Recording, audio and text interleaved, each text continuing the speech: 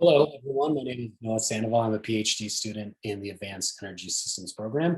And today I'm going to talk to you about an analysis that I've done of some scenarios in major energy models. So I want to first talk about energy models, the scenarios within them, and why we care about them. So energy modeling is a very important tool for understanding what future supply and the future demand of all energy commodities and energy carriers. And that's really important because you're watching this on a computer right now. We need to make sure that that computer has a consistent supply of energy to make sure the light's on, Wi-Fi works, etc. And then we use scenario analysis in this because we build different futures, and there's a lot of inherent uncertainty with those futures. And so we want to build a range of futures to understand what the future could look like. And we use these futures to assess the consequences of our decisions, to anticipate events and trends. And I really like the last kind of bit here of explore what the future may look like, but specifically the challenges of living in that future based on the decisions that we have made. So why this would be important is, first of all, when planning for the grid and planning for the energy system, we need to understand what the future demand will look like and how the future supply can meet that in order to have a resilient energy system. And in doing this, we need to make sure that the decision makers, stakeholders, policymakers, investors all understand the consequences of their decisions so that we can have a reliable energy system. And then lastly, for sustainability issues, of course, we want to ensure that the carbon intensity of our grid is as low as possible. And furthermore, we just want to increase the efficiency of our demand sectors. So we're just using less energy and that so that we are creating less carbon emissions. The major energy models and reports that I looked at are listed in this table below. The International Energy Agency, the IEA, produces their World Energy Outlook on an annual basis.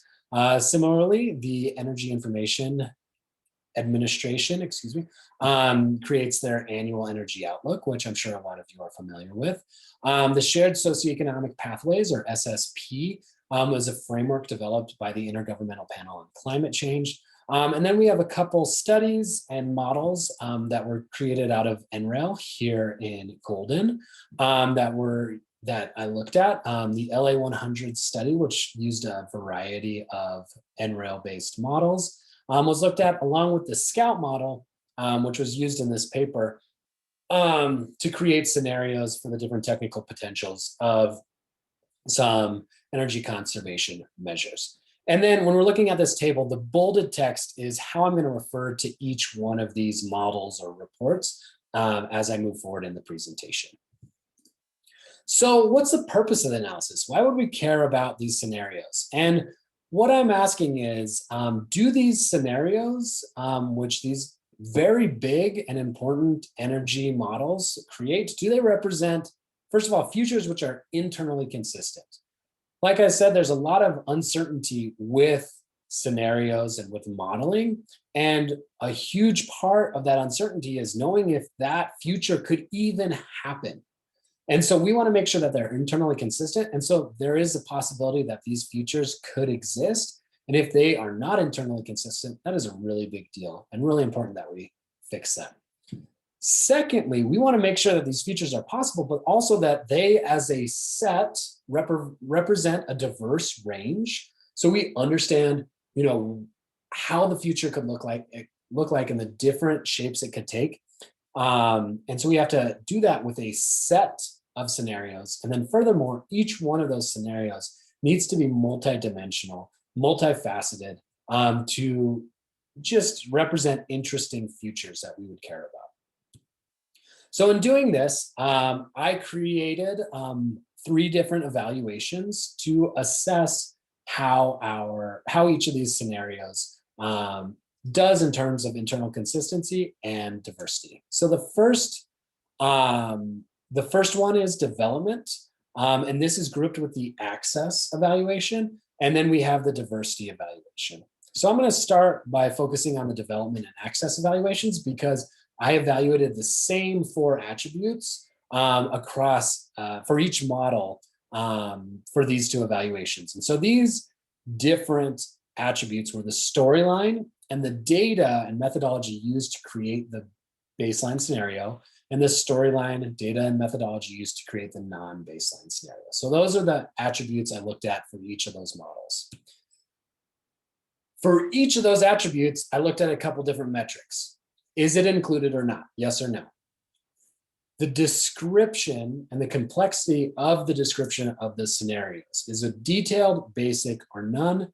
And then the level of development, the level of stakeholder engagement in the development of these different scenarios. That is also detailed, basic, and none. And with these, the colors represent green is good, yellow is all right, but could use some improvement, and then red is not good. For the access evaluation, we also have 3 metrics. So is it publicly available? Yes, no, or sort of. The technical knowledge needed to understand this information and this documentation, a low technical knowledge requirement is good, with a high technical knowledge requirement is preventing access for some people to this information. We have the reverse for ease of access. A high ease of access is very good if that information is easy to find and kind of in the main presentation. And then medium and low, not being as well, and not being able to access it and find information very easily. From those 2 evaluations, we move to the diversity evaluation. And in this, the 2 attributes I was looking at is the scenarios themselves and then the variables within each scenario. So instead of a good or bad, green, yellow, red, we're just looking at classifying the scenarios and variables based on the different types. So for scenarios, we looked at the outlook, which is whether they're forecasting or backcasting. Forecasting is looking at a unknown final state that we eventually get to. Backcasting instead starts at a known final state and we optimize towards that. With progression, we're looking at, does this scenario progress in a linear trend based on historical data, or peripheral is when we see some kind of disruption, and that's represented by exponential or stepwise functions. On the variable side, variable type is whether it is a supply side, a demand side, or a mix of the 2. A mix, an example of that is like population. It doesn't necessarily affect one or the other exclusively, but it obviously has effects on both. And then lastly, control. And it's something that has internal control is where stakeholders have almost all or all control over that, such as a policy, versus external where stakeholders have little to no control. And then we also have a mixed category for that as well. So for our results, for the development evaluation, what I saw was kind of 2 groupings happen, the annual energy outlook and the world energy outlook as the first group. And in this group, we saw some concerning things. First of all, the description complexity of these scenarios was all very, very basic, and there was no mention of the development process. Furthermore, there were a number of things in both of these 2 which were not included at all. And so literally I cannot even say what it was because they provided no documentation about that. So there's some big red flags there. On the other hand, the LA 100 study, the Scout model, and the SSP were all very, very good in terms of development. The descriptions were detailed, the process was detailed, and they included all of the things. So again, we have those 2 groups. These 2 groups are the same for the access, although the results are kind of flipped. The World Energy Outlook and Annual Energy Outlook did much better because of what was there. Everything was publicly available for the most part, and they had low to medium technical knowledge with low to medium ease of access. So of the things that they actually presented, ease was very, very high. Access was very high. On the other hand, the main detractor of the second group is that while everything was publicly available and easy to access, the technical knowledge required to understand this information was a lot higher. So these, the information presented for these models or reports was done in technical journals. And so it's a lot harder to digest that for kind of your lay person. In terms of the diversity evaluations, rather than seeing groupings of models, we saw just general trends. So the first trend was that only the World Energy Outlook had a backcasting scenario, and there was only one scenario within the World Energy Outlook scenario set. And so only one scenario out of all 30 that I looked at could be classified as backcasting.